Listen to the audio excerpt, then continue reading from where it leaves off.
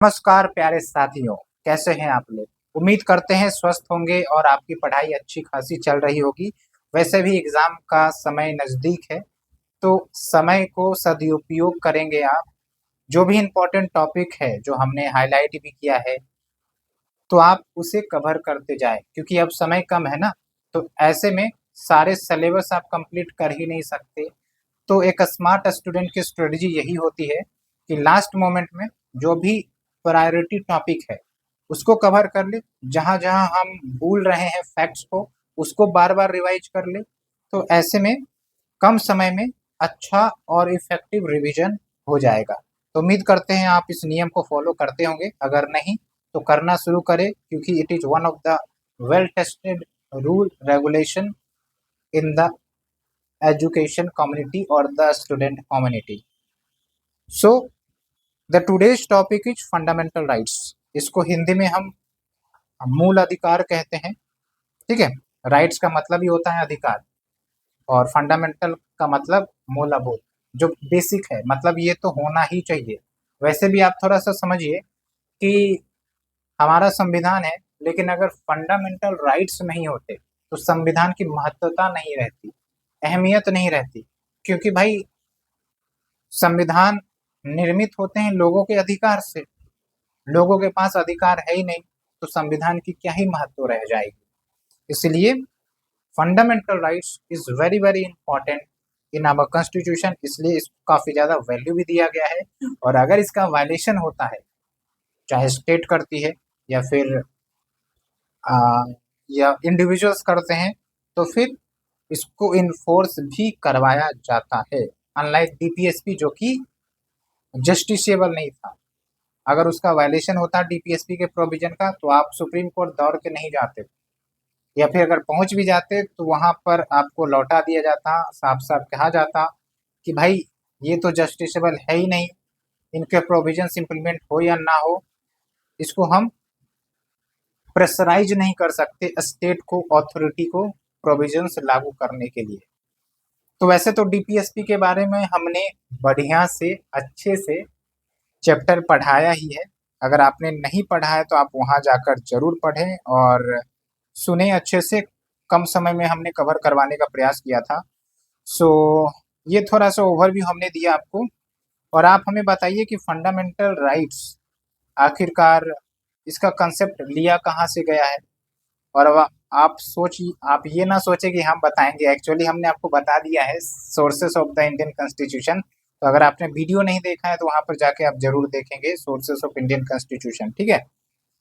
सो जो fundamental rights हैं हमारे संविधान में पार्ट 3 में मेंशन किया गया है, और पार्ट 3 में देखेंगे आप तो आर्टिकल 12 से लेकर आर्टिकल 35 के बीच फंडामेंटल राइट्स की बात कही गई है। और फंडामेंटल राइट्स को मैग्ना कार्टा ऑफ इंडिया भी कहते हैं because of the importance of fundamental rights, and it promotes the ideals of political democracy, राजनैतिक लोकतंत्र के आदर्श को ये प्रमोट करता है। और अगर हम डीपीएसपी की बात करें, थोड़ा सा आप याद करने का कोशिश करेंगे, जो वेलफेयर स्टेट का कंसेप्ट है, ठीक है, या फिर सोशियो इकोनॉमिक जस्टिस इंश्योर करने का जो एम या आइडियल था, वो हमको डीपीएसपी से मिलता है। पॉलिटिकल डेमोक्रेसी प्रमोट करने का आइडियल हमें कहाँ से मिलता है? फंडामेंटल राइट से। ये सब क्वेश्चन आते हैं यूपीएससी में, बहुत बार क्वेश्चन पूछा गया है, इसलिए हम इसे कवर करवा रहे हैं। तो देखिए, जब संविधान हमारा लागू हुआ था 26 जनवरी 1950 को, तो उस समय ओरिजिनली 7 फंडामेंटल राइट्स थे, जिसमें राइट टू प्रॉपर्टी भी शामिल था। लेकिन 44th कॉन्स्टिट्यूशनल अमेंडमेंट एक्ट 1978 के तहत राइट टू प्रॉपर्टी को फंडामेंटल राइट से हटाकर उसको लीगल राइट, या फिर कहेंगे कि कॉन्स्टिट्यूशनल बट लीगल राइट का दर्जा दे दिया गया। अभी भी ये संविधान में है मेंशन, लेकिन फंडामेंटल राइट में नहीं। वहां से उठाकर इसको 300A में, यहाँ पर आप देखिए 300A में डाल दिया गया। तो अब बचा कितना हमारे पास फंडामेंटल राइट्स? यस, 6। ओके, तब एक एक करके फीचर्स की बात करते हैं। क्या कुछ इंपॉर्टेंट फीचर्स हैं। पहली बात तो फंडामेंटल राइट जो है जस्टिसिएबल है, इन्फोर्सेबल है। क्या मतलब होता है जस्टिसिएबल का?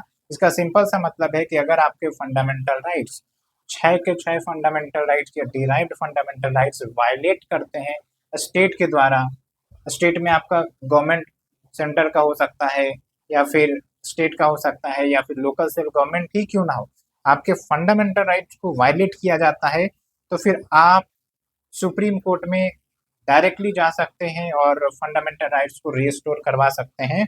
या फिर अगर सुप्रीम कोर्ट के संज्ञान में कुछ ऐसा मामला आ गया है जो उनके फंडामेंटल राइट्स को वायलेट कर रहा है, तो सुप्रीम कोर्ट खुद से भी फंडामेंटल राइट्स को रिस्टोर करवा सकते हैं और न्याय दिला सकते हैं। ठीक है। फिर देखिए इन्फोर्सेबल मतलब इन्फोर्स मतलब क्या? लागू करना। मोस्टली ये ऑटोमेटिकली इन्फोर्स्ड ही रहता है, लेकिन कुछ कुछ फंडामेंटल राइट ऐसे हैं जिसको पार्लियामेंट कानून के माध्यम से भी इन्फोर्स करवा सकती है। ओके, तो ये ध्यान रखेंगे।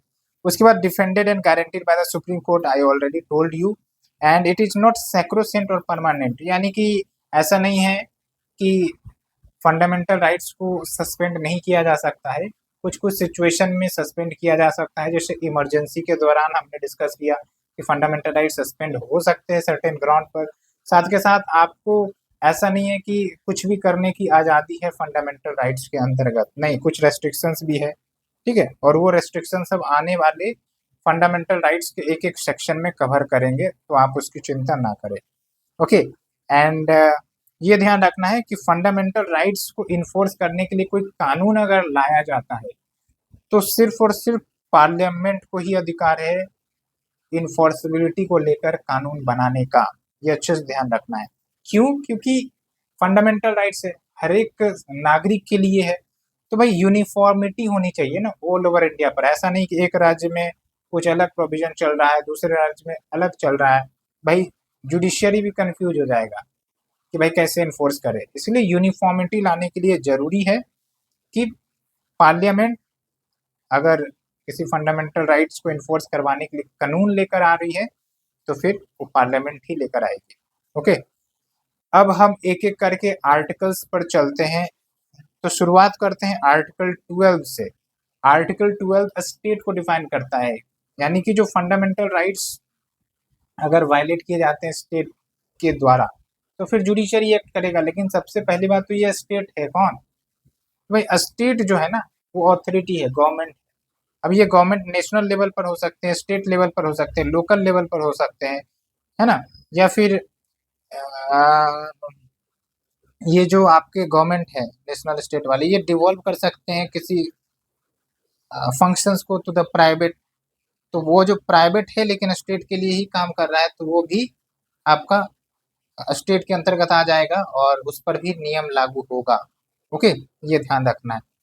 उसके बाद आर्टिकल 13 की बात करते हैं, तो इसमें साफ साफ बोला गया है कि कोई भी कानून जो स्टेट के तरफ से लाया जाता है, स्टेट ब्रॉडर कंटेक्स्ट में आप सोचेंगे, और अगर वो फंडामेंटल राइट्स को वायलेट करता है, उल्लंघन करता है, तो फिर वो जो लॉ है वो वॉइड डिक्लेयर किया जाएगा, यानी कि नल कर दिया जाएगा, उस लॉ को खारिज कर दिया जाएगा। ओके, ये ध्यान रखना है आपको। और पास्ट में ऐसे बहुत सारे कानून आए थे जिसको खारिज कर दिया गया because it was violating the fundamental rights. कुछ एग्जाम्पल आप हमें जरूर दें, अगर आपने थोड़ा सा डेप्थ स्टडी किया है तो दिमाग पर रनवे करें, दोहराएं दिमाग को और फिर एग्जाम्पल्स निकाल के दें। ठीक है, तो उम्मीद करते हैं कि आपको ये सीरीज हमारी पसंद आ रही होगी, और पसंद आ रही है तो फिर लाइक शेयर सब्सक्राइब करने में तो दिक्कत नहीं होनी चाहिए। तो जल्दी जल्दी सब्सक्राइब करिए और शेयर भी करिए अपने दोस्तों के बीच में, फ्रेंड सर्कल के बीच में, उन्हें भी मदद मिले, वो भी आपके साथ एग्जाम क्लियर करे, ताकि आप साथ में ट्रेनिंग के लिए पहुंचे to the training centre. Okay, कहाँ पर है वैसे बीपार्ड, थोड़ा सा आप हमें बताना। तो देखिए, अब चलते हैं एक एक करके फंडामेंटल राइट्स की चर्चा करेंगे। तो टोटल 6 फंडामेंटल राइट्स है, इसको कैटेगराइज किया गया है 6 में। एक है पहला आपका राइट टू इक्वालिटी, जो आर्टिकल 14 से आर्टिकल 18 में है, और एक एक आर्टिकल आपको याद रखना है, डायरेक्ट क्वेश्चन आता है। वैसे आर्टिकल से याद आया कि हमने कुछ महत्वपूर्ण आर्टिकल्स का लिस्ट लगभग 5 से 6 पेज का होगा, वो टेलीग्राम चैनल पर डाला हुआ है, तो आप वहां से डाउनलोड कर सकते हैं। एंड डेफिनेटली उन आर्टिकल्स में से एक आध आर्टिकल तो आपके क्वेश्चन में रिफ्लेक्ट हो ही जाएंगे। हर साल बीपीएससी आर्टिकल से एक आध क्वेश्चन जरूर पूछ लेती है। So let's start. Right to equality में 14 से 18 तक चलेंगे। तो देखिए, सबसे पहले हम 14 पर चलते हैं। 14, आर्टिकल 14 क्या कहता है? Equality before law and equal protection of laws. क्या मतलब होता है इक्वालिटी बिफोर लॉ? मतलब कानून के सामने सब बराबर है, यानी कि चाहे रिच हो, चाहे पुअर हो, चाहे प्रेसिडेंट हो, चाहे कॉमन सिटीजन हो, कानून के सामने सब बराबर है। कानून सब पर इक्वली लागू होगा, ये बेसिक मतलब होता है। ठीक है, तो हो गया आपका इक्वलिटी बिफोर लॉ। उसके बाद equal protection of law. Equal protection of law ये कहता है भैया कि भाई जो इक्वल्स है ना, उसको इक्वली ट्रीट करना है। इसका आप सिंपल समझिए कंसेप्ट, कि जैसे कोई बच्चा है, 3 साल का बच्चा, 4 साल का बच्चा, और एक मैच्योर पर्सन है 22-23 साल का। अब भाई बच्चे की तरफ से कोई क्राइम हो गया, ठीक है, कुछ भी हो सकता है, और ये जो मैच्योर पर्सन है उसने भी कोई क्राइम किया, तो क्या बच्चे को और इसको, मैच्योर पर्सन को, एक ही सजा मिलेगी? ऐसा तो नहीं होना चाहिए, क्योंकि इसके पास तो मैच्योरिटी थी नहीं भाई। 3 साल का बच्चा, क्या पता होश न हवास है, गलतियां हो गई होगी, ठीक है, तो बाय मिस्टेक हो गया होगा, तो क्या इसका मतलब इसे भी सजा दे दी जाए इक्वली? नहीं ना। लेकिन ये तो मैच्योर था, ये तो सोचने समझने की क्षमता रखता है, तो अगर इसने कुछ क्राइम किया, इसने कुछ गलती की, तो फिर इसको जो सजा मिलना है वो तो मिलेगा ही, रिलेटिवली ज्यादा पनिशमेंट मिलेगा। तो यही होता है आपका इक्वल प्रोटेक्शन ऑफ लॉ, कि इक्वल्स को इक्वली ट्रीट करना है, अनइक्वल्स को अनइक्वली ट्रीट करना है।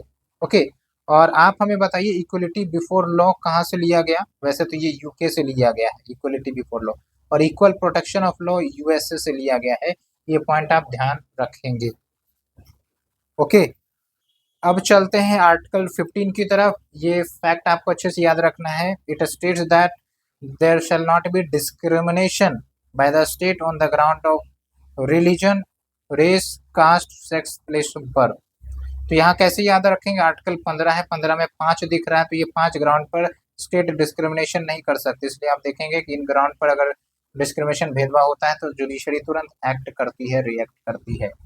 ओके, उसके बाद आर्टिकल 16 की तरफ चलते हैं। यहाँ पर इक्वलिटी ऑफ अपॉर्चुनिटी की बात करता है in the matter of public employment. कोई भी राज्य सरकार जॉब निकालती है, केंद्र सरकार जॉब निकालती है, तो ऐसा नहीं है कि भाई धर्म और जाति के ग्राउंड पर वो जॉब निकाल देती है कि भाई इसी धर्म के लिए जॉब होगा या इसी जाति के लिए जॉब होगा। बाकायदे रिजर्वेशन का कंसेप्ट होता है, लेकिन वो पॉजिटिव होता है, पॉजिटिव अफॉर्मेशन उसे कहते हैं, लेकिन निकाला जाता है, सबके लिए निकाला जाता है कि नहीं है?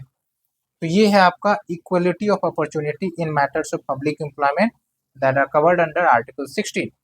उसके बाद article 17, it is very very important, BPSC में पूछा गया है, डायरेक्ट क्वेश्चन है। अनटचेबिलिटी, ये जो छुआछूत पहले के समय में होता था, जब जाति भेदभाव काफी ज्यादा डोमिनेट करते थे, तो अनटचेबिलिटी काफी ज्यादा डोमिनेटेड था, और इसके कारण जो लोअर कास्ट के लोग, उनको काफी ज्यादा डिस्क्रिमिनेशन फेस करना पड़ता था। वो अपना सीना, अपना सिर उठाकर नहीं जी पाते थे, ठीक है, तो इसीलिए इसको बैन किया गया, इसको एबलिश किया गया, और इसके लिए कड़क पनिशमेंट भी है, वो भी हम डिस्कस करेंगे, डोंट वरी।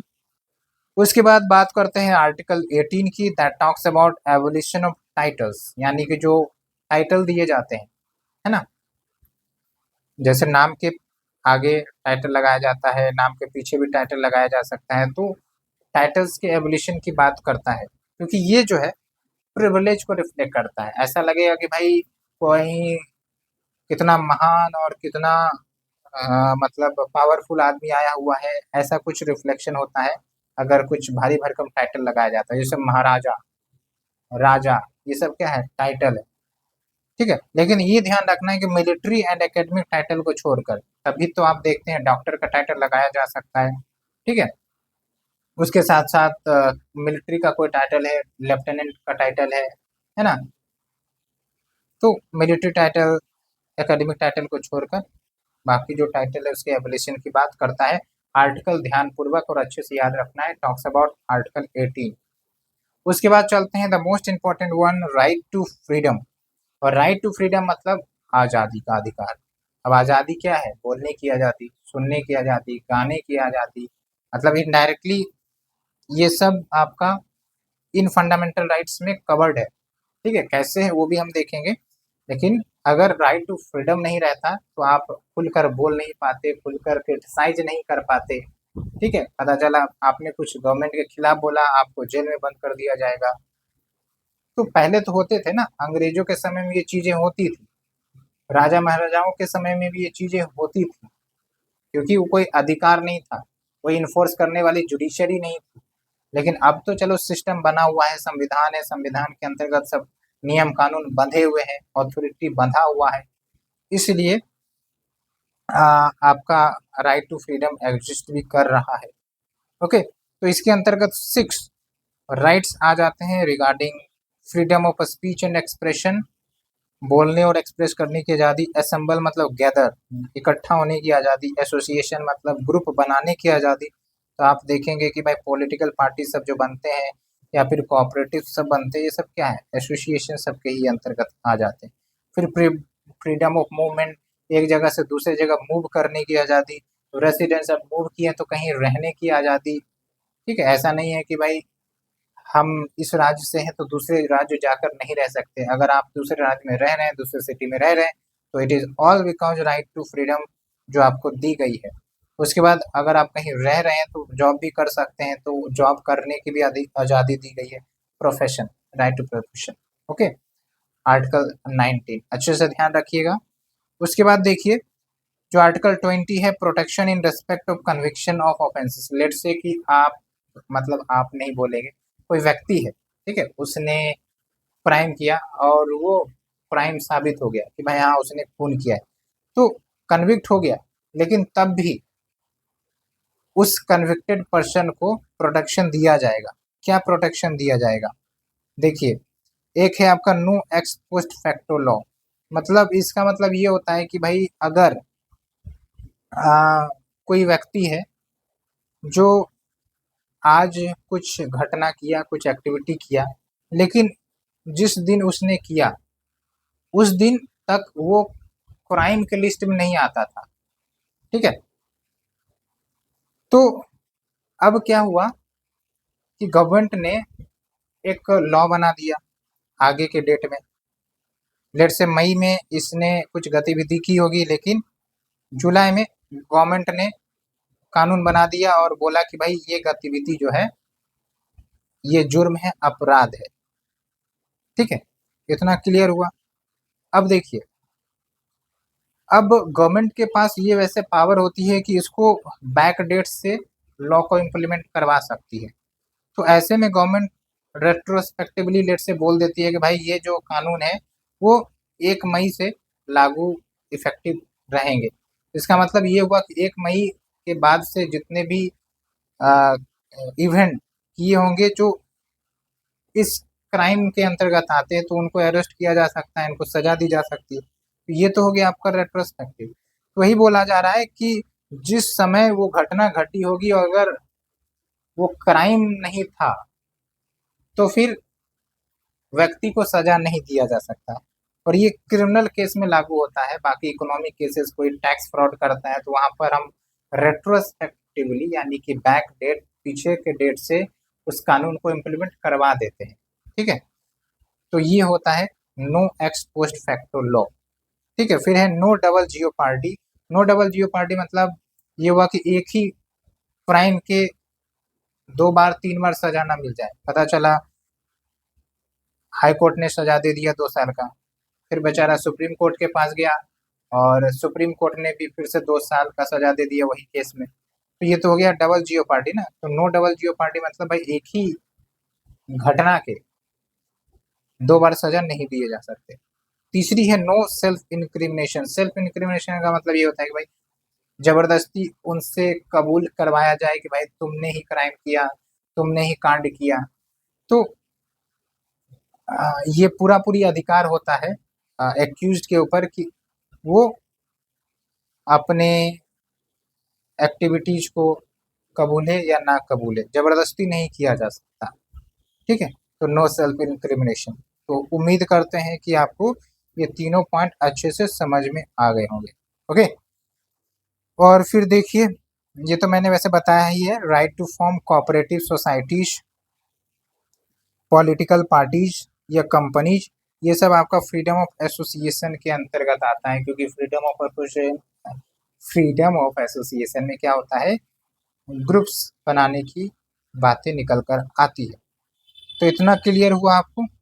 उसके बाद देखिए आर्टिकल 21 जो कि काफ़ी महत्वपूर्ण है, protection of life and personal liberty. ठीक है, पर्सनल लिबर्टी मतलब भाई हमें आज़ादी से जीने का अधिकार है, and we have the protection of life. कि हमें अगर कोई मारने की धमकी देता है तो फिर हम सुप्रीम कोर्ट अप्रोच कर सकते हैं, या फिर कोई हमें लाइफ थ्रेट करता है तो फिर हम अप्रोच कर सकते हैं जुडिशरी, और जुडिशरी हमें प्रोटेक्शन देगा। ठीक है, और इसके अंतर्गत बहुत कुछ आता है, ऐसा नहीं कि मारने की धमकी या मारने रिलेटेड इवेंट्स ही हो, भाई मेंटली टॉर्चर करके भी वो लाइफ को थ्रेट पहुंचा रहा है, डिग्निफाइड लाइफ नहीं दे रहे, it is also against the protection of life and personal liberty. ठीक है, वो हम डिस्कस करेंगे, चिंता ना करें।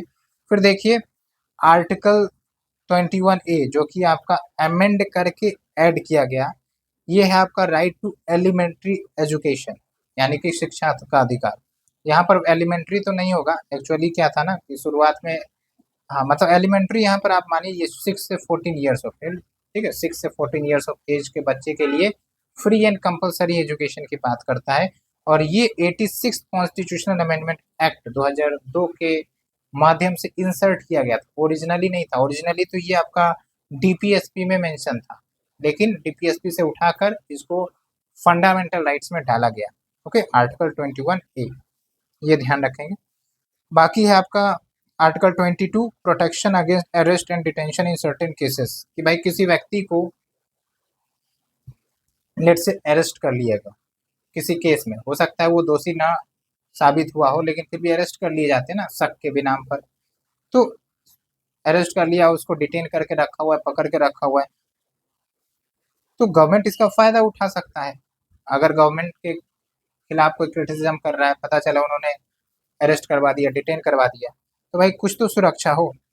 तो कुछ सुरक्षा दी गई है कि भाई अगर अरेस्ट या डिटेन किया गया है तो 24 घंटे के भीतर भीतर आपको मजिस्ट्रेट के सामने पेश करवाना पड़ेगा।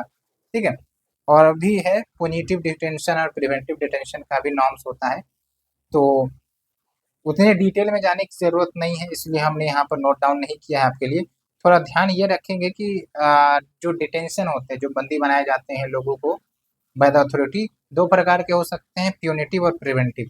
प्यूनिटिव मतलब क्राइम किया गया और शक के आधार पर किसी एक्यूज्ड को अरेस्ट किया गया। ठीक है, तो वो होता है प्यूनिटिव, यानी कि क्राइम करने के बाद अरेस्ट किया जाना, प्यूनिटिव। एक होता है प्रिवेंटिव, यानी कि क्राइम कर सकता है ऐसा शक है अथॉरिटी को या स्टेट को, तो फिर उसको पहले ही अरेस्ट कर लिया जाए ताकि वो घटना को अंजाम ना दे। ठीक है, बहुत सारे मूवीज में आप जरूर देखते होंगे कि घटना करने से पहले पुलिस पकड़ लेती है। अगर आपने क्राइम पेट्रोल देखा है, जो कि काफी ज्यादा रियल केसेस पर आधारित होती है, तो आपने देखा होगा कि बहुत सारे केस में प्रिवेंटिव डिटेंशन भी किया जाता है।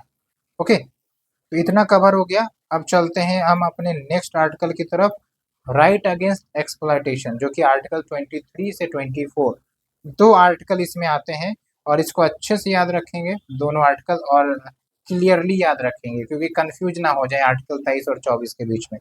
तो आर्टिकल 23 जो है क्या बोलता है, prohibition of trafficking in human beings, यानी कि मानव तस्करी को प्रोहिबिट करता है, और फोर्स्ड लेबर, जबरन जो खटाया जाता है उसको भी प्रोहिबिट करता है। ठीक है, उसके बाद देखिए आर्टिकल 24 की बात करें तो employment of children in factories, जो बच्चे हैं जो खेलने कूदने की उम्र है, स्कूल जाने की उम्र है, उसको अगर फैक्ट्रीज में एम्प्लॉय करवाया जाता है वो प्रोहिबिटेड है। ठीक है, आर्टिकल 24, तो 23 24 कवर हो गया। अब चलते हैं next fundamental right, right to freedom of religion, धर्म का अधिकार, स्वतंत्र रूप से धर्म मानने का अधिकार। और इसमें आपके 4 आर्टिकल दिए गए, 25, 26, 27, 28। ठीक है, तो पहली बात तो ये है कि freedom of conscience, freedom of press, free profession. भाई आपकी अंतरात्मा है, जिस भी भगवान को मानना चाहे मानिए, नहीं मानना चाहे नहीं मानिए, आपकी जो अंतरात्मा कहती है आप अंतरात्मा की बात मान सकते हैं। इसलिए आप देखेंगे हमारे देश में बहुत सारे डाइवर्स विचारधारे वाले रिलीजियस लीडर्स रहे हैं। कोई भगवान को मानते हैं, कोई नहीं मानते हैं। ठीक है, कोई एक भगवान को मानते हैं, कोई मल्टीपल भगवान को मानते हैं। तो ये सब आपका कहीं ना कहीं ये जो फ्रीडम ऑफ रिलीजन है उसके अंतर्गत आ जाता है। तो फ्री प्रोफेशन मतलब अपने धर्म को आप स्प्रेड कर सकते हैं एंड प्रैक्टिस तो कर ही सकते हैं, प्रोपोगेशन ऑफ रिलीजन।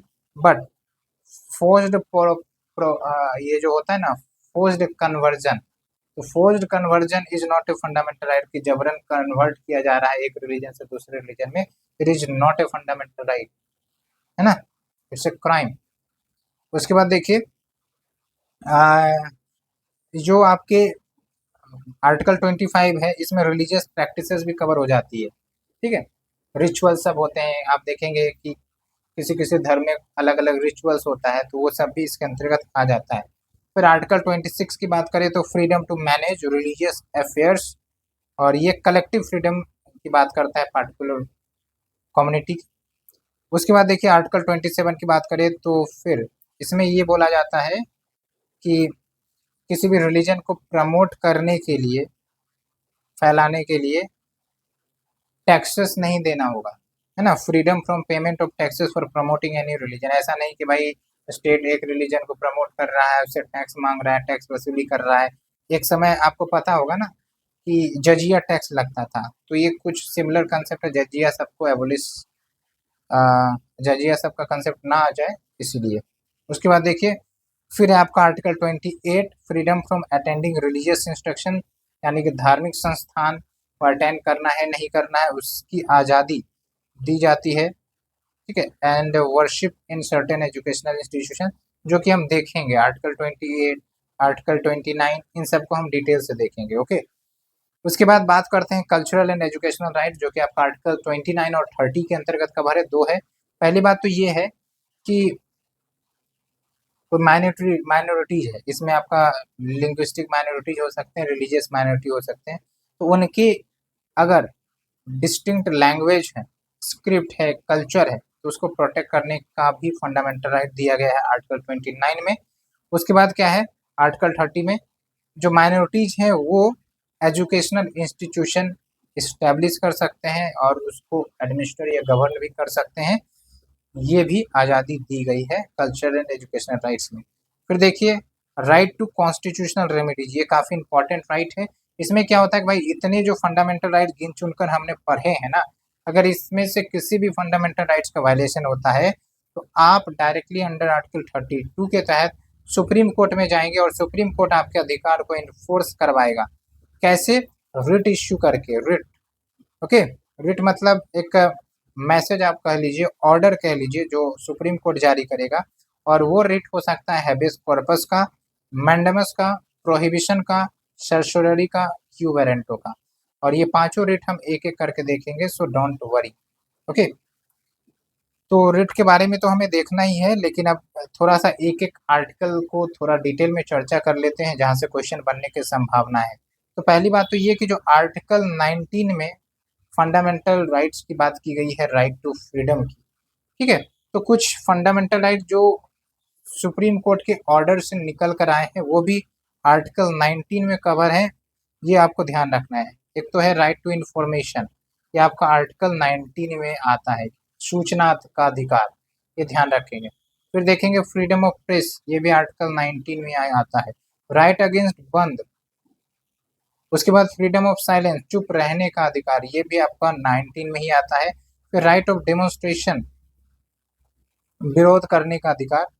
फिर है आपका right to strike. Right to strike ये ध्यान रखना है कि it is not a fundamental rights, है ही नहीं right to strike fundamental right. Okay, ये अच्छे से याद रखना है। फिर जैसा कि मैंने बोला था कि जो फंडामेंटल राइट्स हैं वो एब्सोल्यूट नहीं है, परमानेंट नहीं है। इसको कर्टेल किया जा सकता है कुछ बेसिक ग्राउंड्स पर।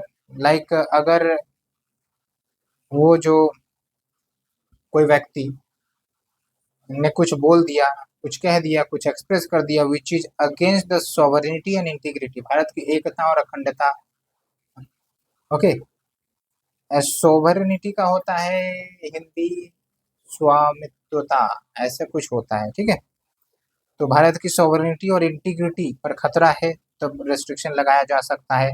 अब भारत के सुरक्षा के लिए खतरा है तब रेस्ट्रिक्शन लगाया जा सकता है। फ्रेंडली स्टेट्स, फ्रेंडली कंट्रीज के रिलेशंस को अगर गड़बड़ करता है तो फिर रेस्ट्रिक्शन लगाया जा सकता है।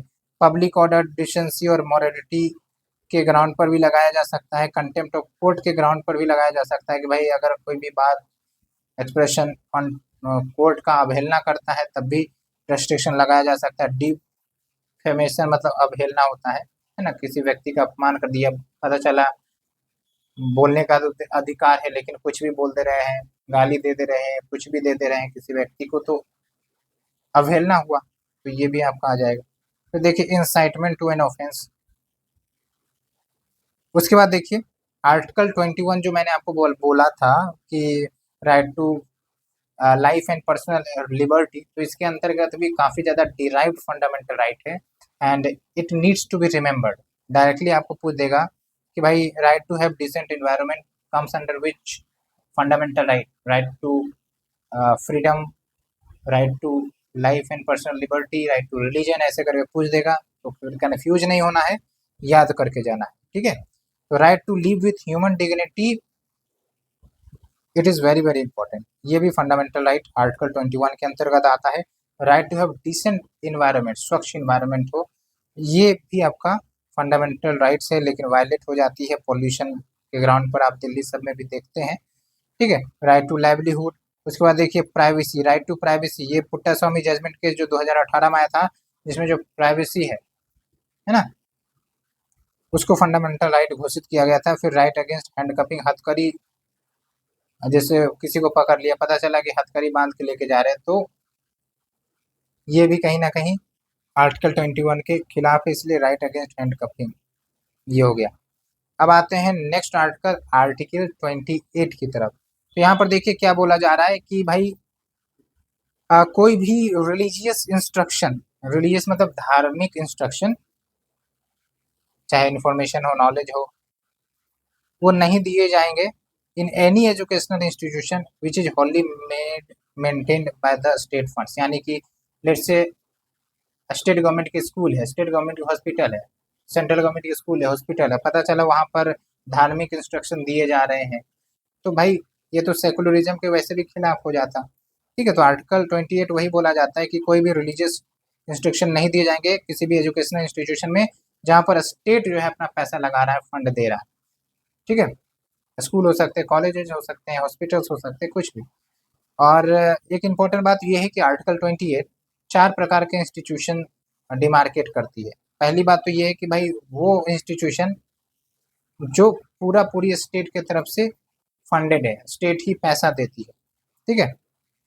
तो जाहिर सी बात है इसके बारे में हमने देख ही लिया, यहाँ पर रिलीजियस इंस्ट्रक्शन बिल्कुल भी अलाउ नहीं है।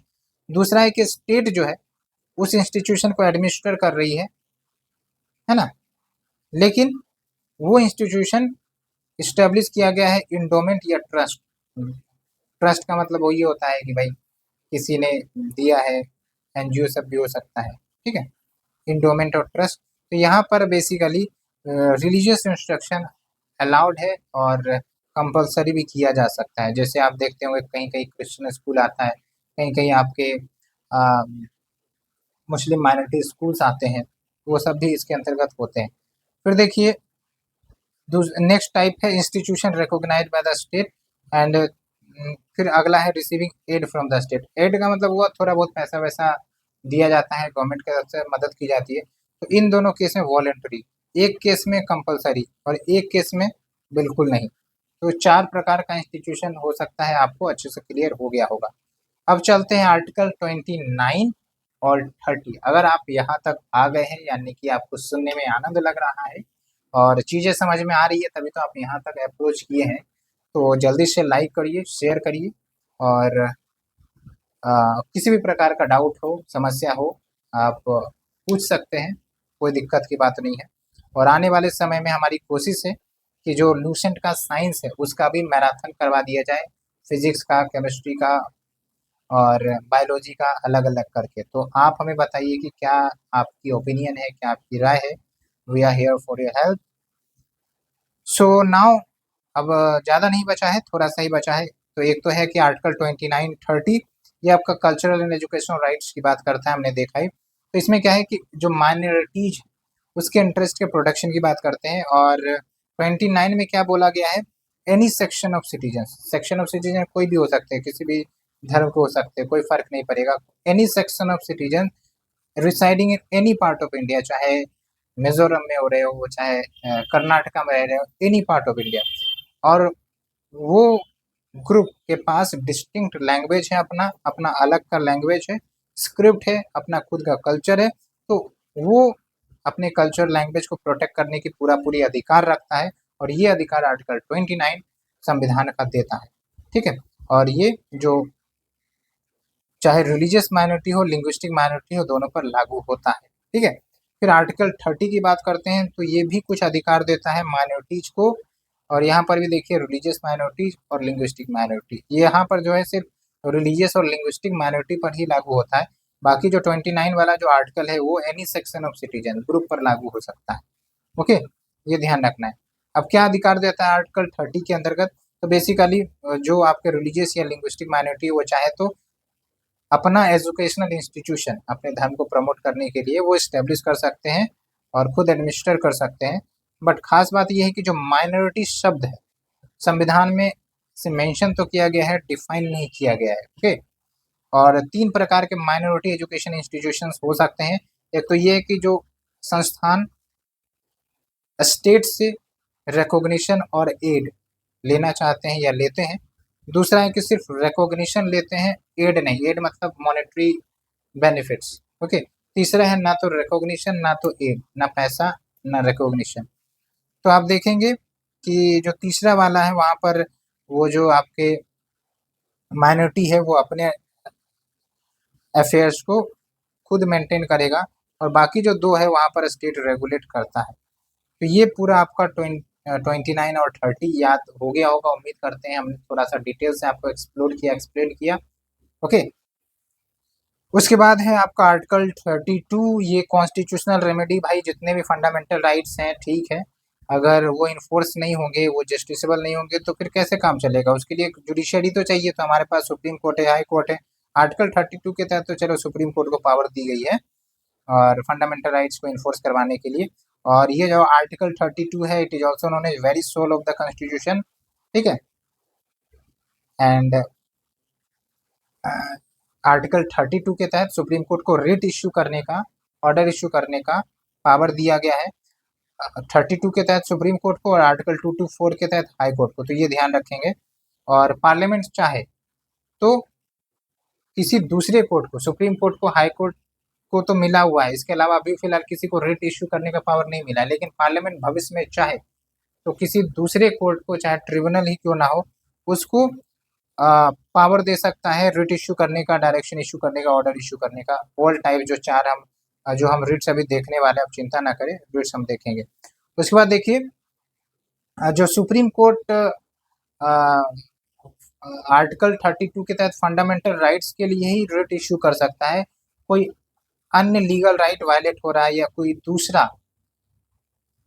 राइट वायलेट हो रहा है जो फंडामेंटल राइट नहीं है, तो उसके लिए सुप्रीम कोर्ट रिट इश्यू नहीं कर सकता। हाँ, हाई कोर्ट कर सकता है अंडर आर्टिकल 224। तो आप देखेंगे कि रिट जरिडिक्शन जो हाई कोर्ट का है वो ज़्यादा है सुप्रीम कोर्ट से, क्योंकि हाई कोर्ट फंडामेंटल राइट्स के लिए भी इशू कर सकता है और अदर लीगल राइट्स का वायलेशन हो रहा है तब भी इशू कर सकता है। और ये ध्यान रखना है कि रिट इशू करने की जो पावर है सुप्रीम कोर्ट की, ओरिजिनल जरिडिक्शन में आता है। ओरिजिनल में आता है, ओरिजिनल एंड एक्सक्लूसिव नहीं। एक्सक्लूसिव का मतलब तब होता जब सिर्फ सुप्रीम कोर्ट के पास होता, लेकिन यहाँ पर आपका हाई कोर्ट के पास भी है। ठीक है। तो यहाँ पर मैंने लिख भी दिया है, हाई कोर्ट है higher jurisdiction for issuing writs. अब आप देखिए रिट्स के लिए कितना बढ़िया टेबल आपके लिए लाए हैं हम, और एक बार में आपका सब कुछ रिवाइज हो जाएगा। आप चिंता ना करें। अब लास्ट के समय में भी हम पहुंचे हैं, खत्म ही है। रिट इशू कर हम तो रिट इशू नहीं करेंगे भैया, रिट को डिस्कस कर लेते हैं। तो देखिए, रिट का मतलब होता है ऑर्डर, ठीक है, order for enforcement of fundamental rights. तो कुल मिलाकर 5 रिट्स की बात कही गई है, ठीक है। हैबियस कॉर्पस का मतलब क्या होता है? हैबियस नाम थोड़ा सा मैं आपको ट्रिक बताता हूँ। हैबियस मतलब हैब मतलब लाओ, हैव द बॉडी मतलब जिसको कैद करके रखा गया है, बंदी बना कर रखा गया है, उसको कोर्ट के सामने पेश करो। ऐसा जब रिट इश्यू किया जाता है कोर्ट की तरफ से तो उसको हैबियस कॉर्पस कहते हैं, ठीक है। तो देख सकते हैं आप, direct the release of a person detain unlawfully, हो सकता है पुलिस ने अनलॉफुल तरीके से डिटेन किया हो सकता है कोई प्राइवेट इंडिविजुअल ने डिटेन करके रखा हो, प्राइवेट ऑर्गेनाइजेशन कंपनी ने डिटेन करके रखा हो, तो फिर रिट इश्यू किया जा सकता है हैबियस कॉर्पस वाला। And it can be issued against both public and private individuals, ठीक है। तो पब्लिक अथॉरिटी मतलब गवर्नमेंट अथॉरिटी और प्राइवेट इंडिविजुअल्स ने भी अगर ऐसा कांड किया है तो फिर उसके खिलाफ भी यूज हो सकता है। किसके खिलाफ नहीं होगा? अगर लॉफुल डिटेंशन है भाई, कानूनी पूर्वक डिटेन करके रखा है, पकड़ के रखा है, तब तो नहीं इश्यू किए जाएंगे ना। या फिर कंटेम्प्ट ऑफ कोर्ट या लेजिस्लेचर का किया गया हो उस व्यक्ति के द्वारा और इसलिए डिटेन किया हो तब भी नहीं यूज किया जा सकता।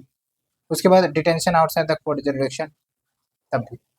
उसके बाद देखिए मैंडेमस का मतलब क्या? मैंडेमस थोड़ा तोड़िए, मैंड कमांड, तो लिंक कर रहे होंगे, मैंड मतलब कमांड देना, ठीक है। यानी कि किसको कमांड देना?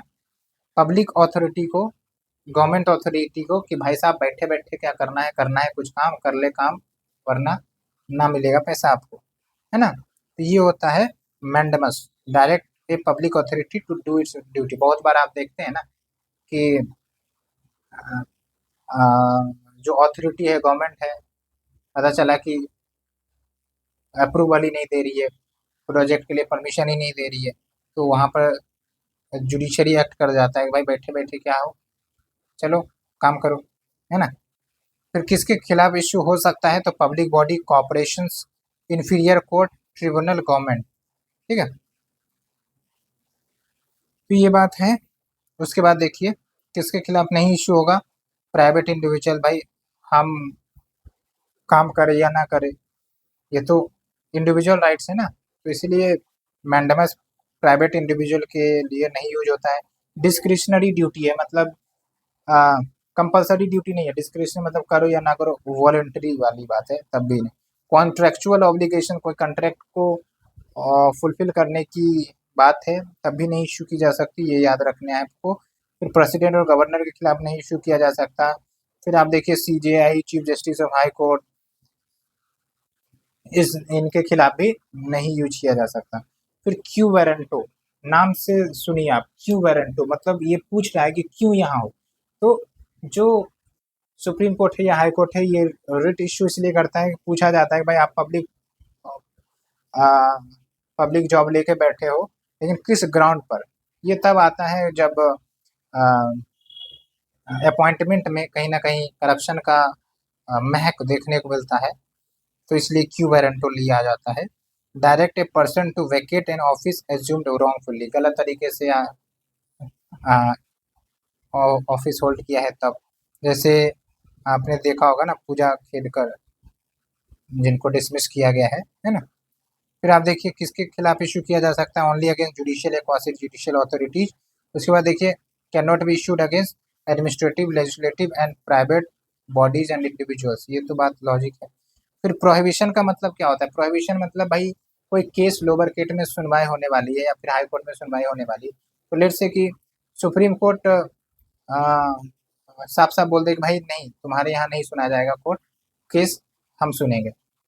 तो ऐसा समझिए कि हाई कोर्ट जो है, मतलब हायर जुडिशरी जो है, वो लोअर जुडिशरी से केस अपने पास मंगवा लेता है या किसी जगह ट्रांसफर कर देता है, मतलब अपने पास मंगवा लेता है बिफोर द जजमेंट, जजमेंट से पहले, ठीक है। तो वो हो गया आपका प्रोहिबिशन।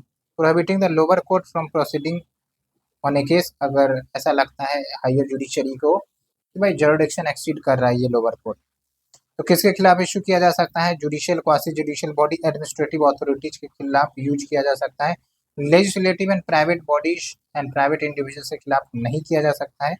फिर है सर्सुररी, और सर्सुररी को हम पोस्ट मॉर्टम रिट भी कहते हैं, क्योंकि यहाँ पर क्या होता है कि लोअर कोर्ट ने फैसला दे रखा होता है, अब उस ऑर्डर को क्वेश करने के लिए, खारिज करने के लिए, ठीक है, या फिर अपने पास केस को बुलाने के लिए ये सर्सुररी रिट इशू किया जाता है। तो देख सकते हैं, higher court removes a proceeding from the lower court and bring it before itself, और ये सिर्फ स्टेटूटरी और कॉन्स्टिट्यूशनल पब्लिक ऑफिस के खिलाफ यूज किया जा सकता है, मिनिस्ट्रियल या प्राइवेट ऑफिस के खिलाफ नहीं। ठीक है, तो आर्टिकल 32 हमने देख लिया। आर्टिकल 226 आप देखिए, अच्छा आर्टिकल 226 हमने शायद 224 बोल दिया था ना। देखिए, High Court can issue writs. उसके बाद रिट जुरिडिक्शन का कैरेक्टरिस्टिक्स आप देख सकते हैं, यहाँ पर सुप्रीम कोर्ट एक तरफ, हाई कोर्ट एक तरफ। तो इश्यू मतलब रिट इश्यू करने का क्या मकसद होता है, तो सुप्रीम कोर्ट की बात करें तो सिर्फ फंडामेंटल राइट्स के लिए, और हाई कोर्ट की बात करें तो फंडामेंटल राइट्स और लीगल राइट दोनों के लिए इशू कर सकते हैं। और यहाँ पर देखिए, writ can be issued against a person या गवर्नमेंट। सुप्रीम कोर्ट जो है भारत में किसी भी कोने पर व्यक्ति बैठा हुआ अथॉरिटी है तो उसके खिलाफ यूज कर सकते हैं सुप्रीम कोर्ट रिट्स। लेकिन हाई कोर्ट क्या होता है, वो अपने टेरिटोरियल जुरिडिक्शन में इशू कर सकते हैं रिट। उसके बाद देखिए, नेक्स्ट है right to refuse exercising writ jurisdiction. तो यहाँ पर सुप्रीम कोर्ट तो नहीं रिफ्यूज कर सकते रिट इशू करने में अगर फंडामेंटल राइट्स का सचमुच में वायलेशन हो रहा है, लेकिन हाई कोर्ट जो है वो रिफ्यूज कर सकते हैं as a remedy to issue writs under article 226, क्योंकि आर्टिकल 226 जो है यहाँ डिस्क्रिशनरी है और यहाँ पर जो है आपका कंपलसरी है, क्योंकि article 32 itself is a fundamental right. Okay, ये हो गया। अब आते हैं आर्टिकल 33 की तरफ। तो देखिए, ये एक प्रोविजन आपको याद रखना है, इट एम्पावर्स पार्लियामेंट कि वो फंडामेंटल राइट्स को रेस्ट्रिक्ट कर सकते हैं member of the arm forces, paramilitary forces, police forces, intelligence forces. अब रेस्ट्रिक्ट करना लाजमी होता है, नहीं तो पता चला इंफॉर्मेशन शेयरिंग हो सकती है, ठीक है, इसलिए रेस्ट्रिक्ट किया जाता है। और ये रेस्ट्रिक्ट करने का जो अधिकार है वो एक्सक्लूसिव टू पार्लियामेंट है, ये ध्यान रखेंगे। फिर आर्टिकल 34 है, that also provide for restriction of fundamental rights, जहाँ पर मार्शल लॉ लागू है। मार्शल लॉ का मतलब वही हुआ कि वहाँ पर लोग इकट्ठे नहीं होंगे, है ना, तो मार्शल लॉ वाला लोकेशन होता है, इज इन फोर्स, तो वहाँ पर रेस्ट्रिक्शन किया जा सकता है फंडामेंटल राइट्स का। लेकिन ये ध्यान रखना है कि मार्शल लॉ डिफाइन नहीं किया गया हमारे संविधान में कि भाई मार्शल लॉ है क्या। उसके बाद देखिए, parliament shall have and the state legislature shall not have, यानी पार्लियामेंट के पास ये पावर होगी, स्टेट लेजिस्लेचर के पास नहीं पावर होगी। क्या पावर की बात हो रही है, to make laws for prescribing punishment for those act that are declared offences under fundamental rights. तो फंडामेंटल राइट्स के अंतर्गत अगर कोई घटना, कोई एक्टिविटी ऑफेंस के रूप में डिक्लेयर्ड है, तो फिर उसको एक्टिवेट करने का, इम्प्लीमेंट करने का, पनिशमेंट देने का जो कानून बनाया जाएगा वो पार्लियामेंट की तरफ से बनाया जाएगा, स्टेट लेजिस्लेचर की तरफ से नहीं। जैसे अनटचेबिलिटी है, वह अनटचेबिलिटी क्या है, एक क्राइम है, कोई भी लोग इस प्रैक्टिस करेगा तो फिर इसके लिए पनिशमेंट का भी प्रोविजन हो, कौन बनाएगा, तो पार्लियामेंट बनाएगी, स्टेट लेजिस्लेचर नहीं बनाएगी। ओके, ये ध्यान रखना है अच्छे से। और आपका पूरा फंडामेंटल राइट्स का टॉपिक 1 घंटे में लगभग समाप्त हो गया है, और उम्मीद करते हैं आपको अच्छे से समझ में आया होगा। और एक एक प्रोविजन को हमने डिटेल से डिस्कस किया है, आप बस पढ़ते रहें, अच्छे से रिवाइज करते रहें, and you are going to clear this examination for sure. तो कैसा लगा आपको हमारा वीडियो, अच्छा लगा या फिर कुछ अपने सुझाव देना चाहते हैं तो आप सुझाव दीजिए। और वीडियो अच्छी लगी तो लाइक शेयर सब्सक्राइब जरूर करें। हम आने वाले समय में साइंस मैराथन भी लेकर आने वाले हैं, तो आप चिंता ना करें, आपकी तैयारी सुदृढ़ और मजबूत होगी, ऐसा हम आपको विश्वास दिलाते हैं। Thank you very much.